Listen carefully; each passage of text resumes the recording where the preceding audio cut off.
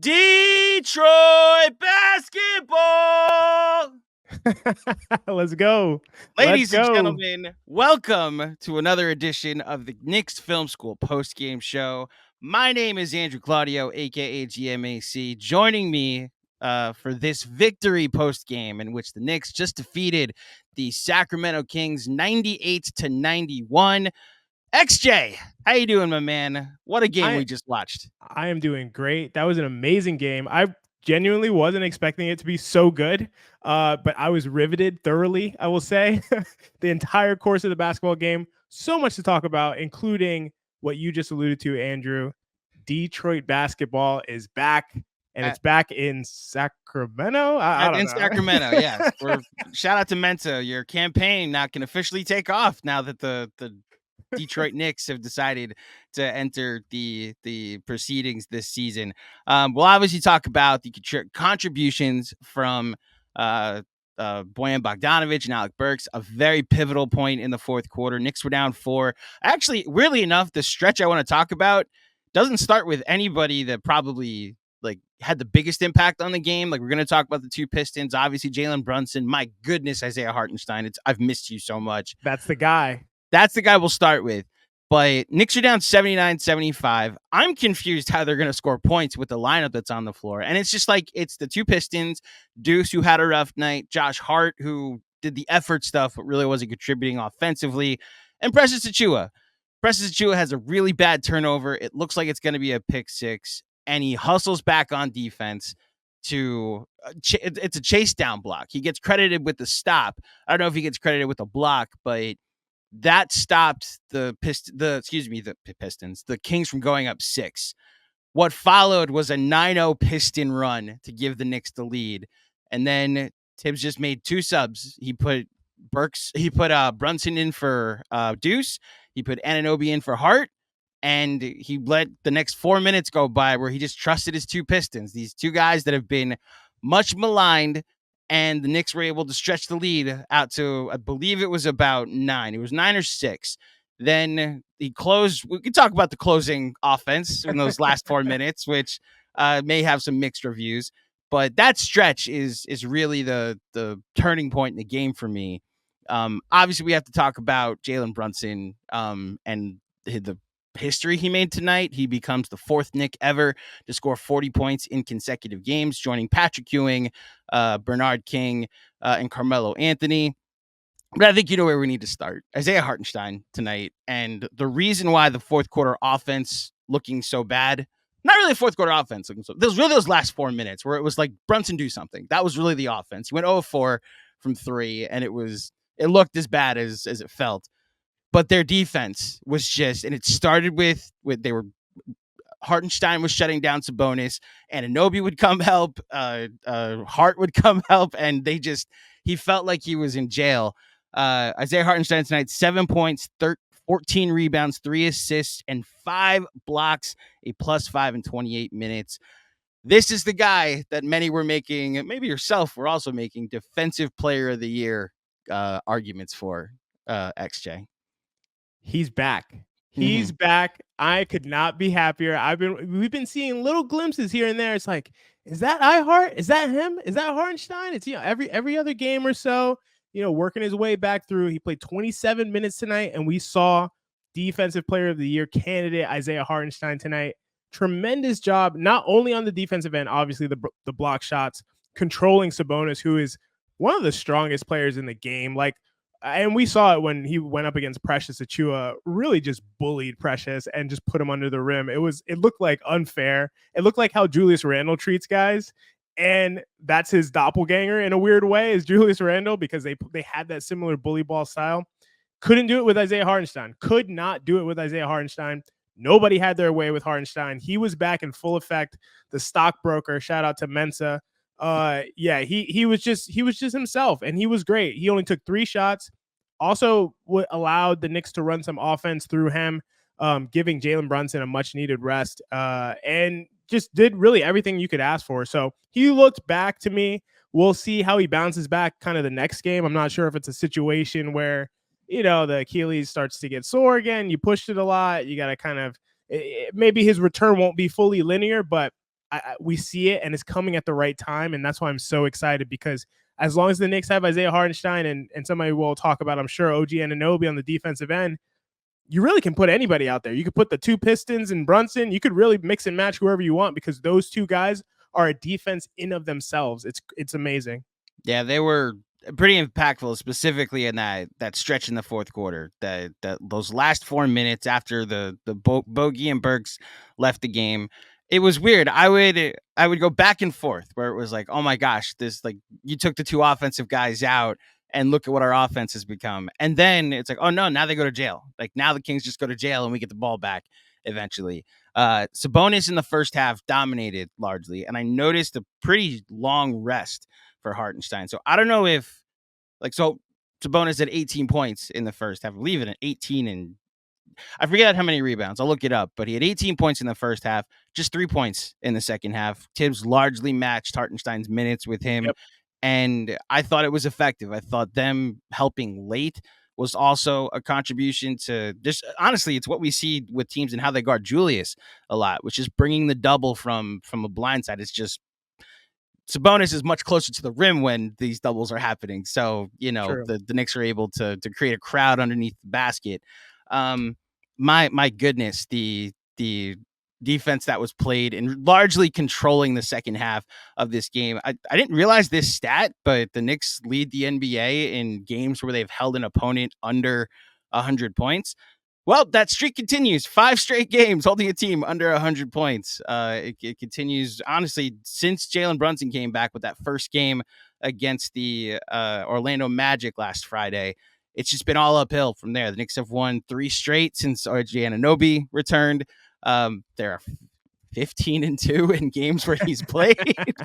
XJ, I said this on the pregame pod, I'm waiting for like the test to come. Now, this was a good test, but as the pregame pod, as Brendan Nunez pointed out, like on nights where the Kings like miss shots, and they largely miss shots tonight, that like there's just a variance there. Like their way they win games is they score a ton of points, and you have to kind of match them. Do you think tonight was them missing some open looks, or did the Knicks largely force them into bad shots, missed shots? Like, was this more dictated by the Knicks defense?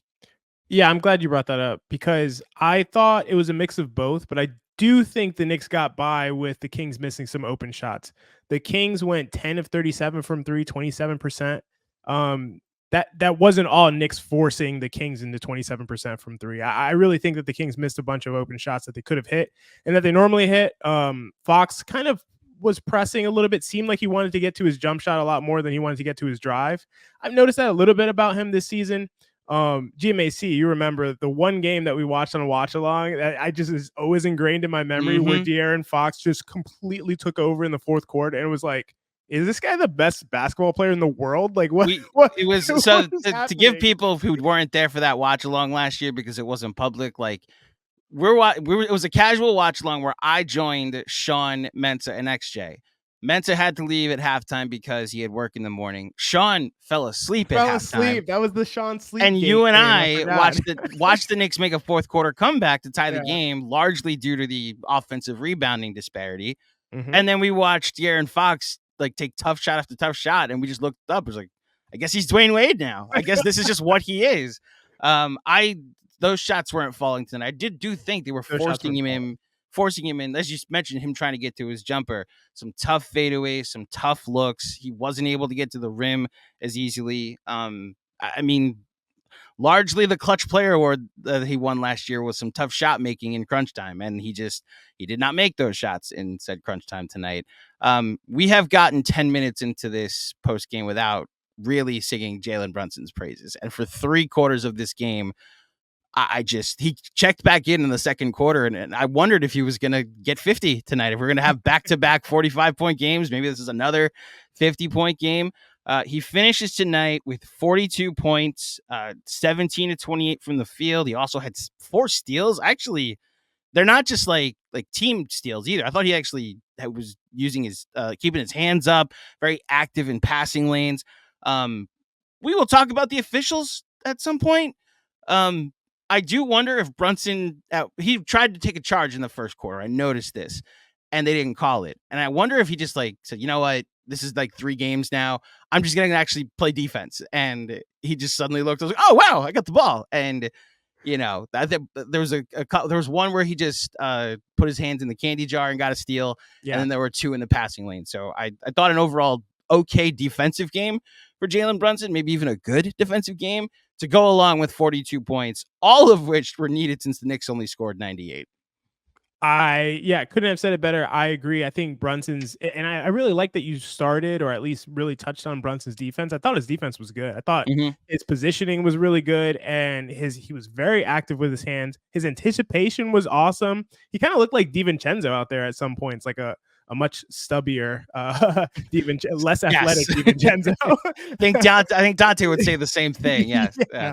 But no, I really liked his defense, and he was even able to keep Fox in front of him a lot. I noticed there were some. I know I brought up Fox already, and I'm bringing up again while I'm talking about Brunson. Obviously, Brunson was incredible. I also did notice that Fox wasn't as aggressive when Brunson was guarding him, but Brunson used that to his advantage. He was able to keep him in front, and was able to just hold up really well. And then on the offensive end, to me, this was the Brunson game. Last game, Brunson scored a bunch, but it wasn't like this is a tremendous game. No one else could do this. He drew a bunch of fouls, got a bunch of free throws, used a bunch of possessions. I didn't think that was the best Brunson game that I've seen. He did what he had to do because that's the only way they were going to score, but it wasn't the greatest. It was like a weird 40+ point game. Tonight's game was like, it felt like he dropped 50. It was like incredible. He was doing everything and things that only he could do up until the last few minutes, when I'm assuming his legs just tired out. I even wrote down a note. There was a point when Sacramento, I think a really interesting point about how they guarded Brunson was they started in the drop. I thought they would stay in the drop, but Brunson was gashing them with mid-rangers. That drop, and they were like, let's not do that anymore. They went to a blitz to cover the pick and roll, and they kept doing that. And then the last 5 minutes, for some reason, they went back. Sabonis came back in the game. They went back into a drop, and Brunson immediately hit a dagger 3. And I was like, okay, this is a wrap. Brunson is on one. It's over. There's no coming back from this. And then he went really cold after that. So I feel like his legs gave out, but he gave everything, and he was incredible tonight. No other way to say it. To your point, 15 of 17 from the line last game, and that's largely how he got his points. I thought there were some iffy possessions where he just, like, he was in the, I don't want to fully relitigate the Portland game, but I don't want to call him selfish, but there were possessions where you thought they could have got a better look, and he was just like, no, I'm getting to my spot because these are the Trailblazers. And 17 free throws, you can't necessarily blame him for trying to get to the line a ton. Something he did not do tonight, despite I think forcing the same amount of contact, was get to the free throw line. I have some time saved for the officials, don't worry. 4 free throw attempts tonight. One was a technical foul free throw. One was the and one off a really, really nice Hartenstein dribble handoff. Well, it wasn't even a dribble handoff. It was just a Brunson cut, and it got him going downhill. And then 2 free throws in crunch time when the Kings were trying to stay in the game. Yep. That was it. And the rest of it was just some really tough shot making. I hear you about it felt like he was trying to hit the dagger, and he just didn't, and right. Which is why the funny thing about this game, like Anunoby tonight, 1 of 8, 0 of 4 from 3. Josh Hart, 2 of 7, 0 of 2 from 3. So we got 3 of 15 from Hart and Anunoby. You had 5 of 16 from DiVincenzo, only 3 of 12 from 3. Not great shooting nights. And I thought their team defense down the stretch, mixed with Hartenstein, was largely the dagger tonight. That they were like, all right, we'll see if Brunson will give him a couple shots, because it was 94-91 for a little bit. We'll give Brunson a few attempts to try and hit the dagger, and it just instead we'll make sure that the Kings don't score again for the rest of the game. And damn it if they didn't score for the rest of the game. Let's talk about the Detroit Pistons, the ones that play for the Knicks. So Benji Ritholtz, who is commonly referenced on this pod, our good friend and X's and O expert, sent out a tweet after their stint in the first half that there were signs of life, and maybe this is, the game that they start to turn around and build on it. And I was like, yeah, they were better. There were still some defensive lapses. There were still, I thought Burks actually just seeing some shots go down might have actually been enough for his confidence. I was like, this is as much of a C plus as you could give somebody that has been struggling in a class for a year. Then in that fourth quarter stint, and I thought this was headed as soon as Precious turned that ball over to a Tibbs timeout, and then like OG's back in, Dante's back in, and we never see him again. That 9-0 run, and then them staying in the game to continue to just make positive plays on offense, you started to see the realized version of why they made the trade. That you can go to the super spacing lineup where Hartenstein's not in the dunker spot. You could run offense through him from the top of the key or from the nail, and you've just got shooting everywhere. Now, I understand OG Anunoby, his shot does not look right. I also think he knows his shot doesn't look right, which we saw in all of his 3-point attempts tonight. I thought. But that stretch I thought was so important, not just for this game, but from a confidence level potentially going forward, that maybe the two guys you traded for might be able. This isn't a sunk cost anymore. If you could finally get something out of them, XJ. Yeah, I think that's well said. I don't want to pour any water on this. I tend to do that, but I'll try my best not to. Okay. I thought at first Burks was really good because I was really encouraged. I was like, we got a Burks sighting as a spot up shooter. He hit a couple threes in the first half, and I was like, this is what we need him to do. Just stand in the corner and be ready to shoot threes. That's what I want you to do, Burks. But yeah, definitely in the run that you mentioned, they were both pivotal. Burks is able to draw fouls. He's going to be able to draw fouls. That's what he's going to be able to do if he's attacking into the paint. And if he doesn't get fouled, though, he's probably not going to finish. So he really needs to draw the fouls. That's the thing. It's kind of weird that he drew fouls and Brunson didn't. But anyway, that's neither here nor there. So I thought they both played fairly well. I liked Bojan's game a little bit better than I did Burks' game tonight. I thought Bojan made some really good decisions with the ball, still like had a silly turnover here, and wasn't really sharp. Was 1 of 5 from 3. I think he wasn't hitting his shots. One time he kind of rushed it. He did like a no dip from the wing, which was strange. Like he's still kind of figuring things out, but he looked a lot more comfortable to me with the ball and making decisions. I saw, they ran a couple pick and rolls with Bojan Bogdanovich, which I've been like desperate to see happen. And then to your point, when Hartenstein was kind of running his DHO offense, which, by the way, they did a lot more DHO with Hartenstein than Sabonis, than Sacramento did with Sabonis, which is so strange. Like I expected like every possession to be spamming Sabonis DHOs with Herter and Fox running around him, and we didn't see it much. Real quick, some of that might have to be, my goodness, what happened to Kevin Herter? Yeah.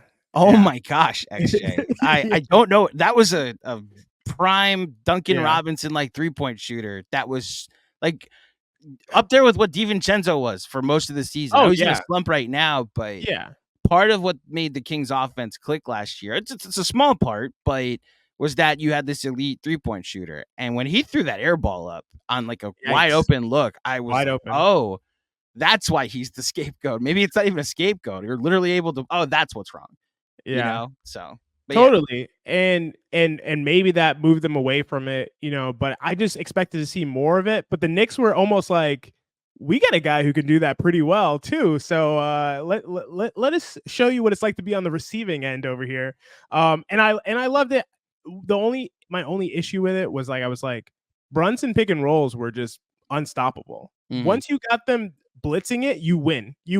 They're willing to give you a 4-on-3 on the back end. It's over. You win. If they're at the point where they're like, listen, we can't stop this guy, take the rest of our team 4-on-3, that's a victory. So I would have liked to see them keep doing it, but I really, I assume Brunson just was tired. He was tiring out, and they need to shift some of the offensive load to someone else, and Hartenstein's the perfect guy to do it, especially when you get 4 spacers around him. And I think that's the value add that the you almost made me call them the Detroit Pistons. I guess they are the Pistons.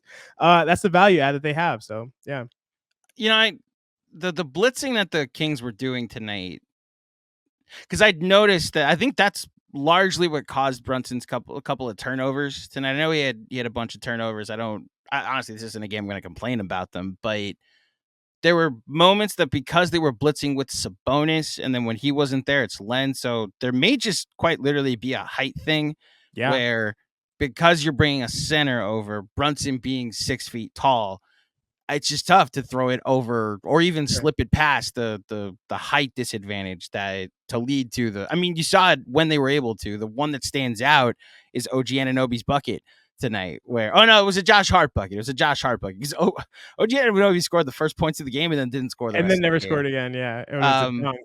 But Brunson slips the double team, and then it's Hart. It was, I forget who made the first pass. It might have been Devo to Precious to Hart. And it's like that's how you're gonna have to score points every time they're blitzing. Yeah, and I agree. I wonder if maybe like you said, the offensive load, the fact that he's got to take 28 shots, 30 shots right now, especially until Anunoby's got some type of confidence back in that jump shot. On a night that DiVincenzo didn't have it, it's why I agree with you about the first half, and Bogey's line tonight isn't going to look great. Like he was 3 of 7 in the fourth quarter though. It's exactly what you needed in those, like, how many minutes did he play? Bogey played 8:36 in the fourth quarter. And you know what? We talk about the defensive intensity at the end of the game tonight. Giving Josh Hart, never mind. He played 7 minutes in the fourth quarter. I was like, oh, he got a nice long rest. Like, no, he got like 4 minutes off is what he got. That's a long rest for him. Yeah, he played under 40 minutes tonight. So, but like DiVincenzo only had to play 324. So you don't know if those extra 3 minutes that Alex Burks was playable actually helps in and you know what? The fact that they're ball handling or them taking jump shots, the amount of bullets you're saving for Brunson. It's a trickle down effect when you have guys contributing. And if I told you before the game that the Knicks plus minus leader would be Alec Burks with a plus 13, you probably would have told me that a replay review in the Lakers Warriors game took 25 minutes. That happened tonight for those wondering why I made that reference. That's literally happened tonight. Yeah. I turned off the game with 4 minutes left to focus on the Knicks because their game started and it was halftime and the Lakers game was still on. So let's mention the officials before we get to the super chats, because go for it. The league, they can say whatever they want. There clearly was maybe not a mandate, but a suggestion that they start letting them play a little more. And I know I can already see the super chats. There's going to be people that say like the Knicks got no calls tonight. I saw 2 teams complaining about the referees. So I have no idea if I can fully jump on the fact that, because you mentioned that Brunson wasn't drawing fouls, but Burks was. First couple possessions of the fourth quarter when Burks drove, I was like, oh, he got hit on his arm, but they're not calling it. And then Bogey got hit on his arm, and they're not calling it. So look, I want to say also Sabonis was getting kind of hammered down there too, and no calls. That one last play when Sabonis got the ball and OG was the one who rotated to step up, and Sabonis puts a nasty shoulder into OG's chest and he goes backwards about 2 feet, but then OG held his ground, and then all you see is like OG swiping, Hartenstein swiping. I think it was DiVincenzo who came up swiping, and then Sabonis got called for a travel. I was like, I'm pretty sure he got fouled there, but yeah, it was just kind of, I don't know. I agree with you. I think there's something going on with the refs. In my opinion, it's probably some situation where they had the meeting with the league and they're like, listen, these are the things that we're de-emphasizing now. Don't call these types of fouls anymore. And that has a big ripple effect on all of the calls that happen, especially if they're common foul calls. So I don't know. I think it could be something like that, but I thought it was kind of on both ends. It's more obvious on the Knicks end because when you have Jalen Brunson, who's initiating, getting into the paint constantly, is smaller, and we all know that he gets hit a lot. When we see those calls go uncalled, it seems more egregious, and I think it was egregious on the Brunson end. But I also thought that the Knicks got away with some fouls against the Kings too. So I'm not saying it was balanced, but I think that it was kind of clear that both teams were unhappy with the situation. I thought there was a moment specifically in the third quarter where I just thought the Kings were playing well defensively. And I had some people reply to a tweet I sent out that just like, yeah, they're allowed to foul tonight. And it's like, all right, sure. But I also think their game plan is sound. And part of that was them blitzing and no longer being in the drop, right? The Knicks are a much better defensive team, but they're also a more physical team. So potentially them being more physical led to more free throws, where the Kings, their best defensive effort is still not very physical. So as a result, there may not have been as many opportunities to draw as many fouls. Look, at the end of the day, this is a solid win. It's a solid road win in Sacramento. The Knicks have won 40 games before they've lost 30. This is the second year in a row they've done that, and I don't remember the last time that's happened 2 years in a row. And if you look at the standings, man, I'll just pull them up real quick. The Knicks remain the 4th seed, just 2 games back of Cleveland for the 3 seed. And I'll just say it, 3 games back in Milwaukee. We'll see if we can get some help from them. Milwaukee has the season series, so it's tough to really say that they're within reach. But my confidence is growing more and more that if this team with this version is healthy, this is a second round team.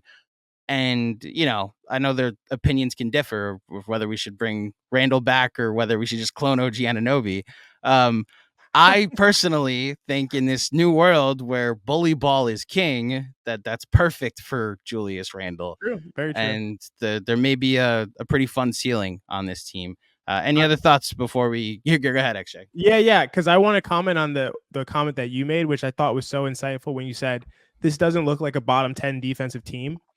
I have a suspicion that this is not really a bottom 10 defensive team. I think they're a good defensive team. So one thing is I think that they made some of the trade-offs that we've seen the Pacers try to do so far this year by saying we're going to have a slightly worse offense. And obviously their offense is pretty similar to what they were producing last year. But in the context of the league, they're not the best offense in the league, obviously. So I think they made a little bit of a trade. We're going to have a slightly less good offense to have a better defense. And their defense is better. I think they've been getting unlucky. Teams shoot 40% from 3 against them, which is 29th in the NBA. And from a data perspective, it's very unlikely that they're just so bad at guarding the 3. They're giving up 40% from 3. It is probably some luck going on, some bad luck in that case. I think that their defense is good. And then I think if we see situations where Huerter doesn't play as much, which we saw tonight, I think he played 18 minutes, that it makes a big difference when instead of Huerter, you have Keon Ellis, who I think is a good defender, and he seemed like a good defender tonight. And then you have Davion Mitchell as well, who can play good defense in spots. So I just feel like this team doesn't seem as bad defensively as their reputation. And then it's really interesting because I was expecting a big battle on the boards. These are the top 2 defensive rebounding teams in the NBA. And we kind of saw that. But I think that the interesting thing about the Kings is that they give up a ton of mid-range shots, especially short mid-range shots. And they defend the rim really well. I think, and this is just kind of speculation, I think that they defend the rim essentially by making short mid-range shots look appetizing. So they're kind of like, you want to take that? Look, you got it. Go ahead. It doesn't it look nice? It's not a good game plan against Jalen Brunson because he's like, yes, I would like to take that, please. Thank you. And I will make all of them. But in general, I think it's a good game plan because the way that the Knicks used to play, especially last year, they take short mid-range shots, but then they get offensive rebounds and they beat you up that way, all the way to a top 3 offense. But on the other end, for Sacramento, they give you those short mid-range shots, but then they get every defensive rebound. Yeah. And that's the big difference. So I actually think this is a good defensive team. It's a sneaky good defensive team. And so I'm really I might be higher on this win than other Knicks fans who have watched this game and kind of like, we shouldn't have struggled this much with Sacramento's defense. I think Sacramento's defense is solid if you don't make threes at a high clip. I'm not qualifying wins if you're seeing that anywhere. I'm not even saying you're saying I'm doing that. I'm not saying you're doing that. I'm telling anybody that said that I disagree with them. So to your point about the Kings, they have jumped as far as defensive rating is concerned. Now they're 19th, by the way, but they're like, it's 115.8 and they're a stone's throw from the Clippers, who are 114.8 at 14th. So that's a middle of the road defense in the NBA. They're like maybe another 98 point game away from potentially jumping even higher. Look, I thought the Knicks had to work for their points tonight, which to your point, that's because of how the game was officiated, but also how the Kings were playing. And just any game when you're thousands of miles away from home is going to be difficult, especially like different time zone, like all the above. The difficulty of a West Coast trip is not the uncomfortability, if that's a word, of playing in a different arena in a different time zone. So shout out to the Knicks. This was a good win. We'll see if they can keep it going on Monday against the Golden State Warriors.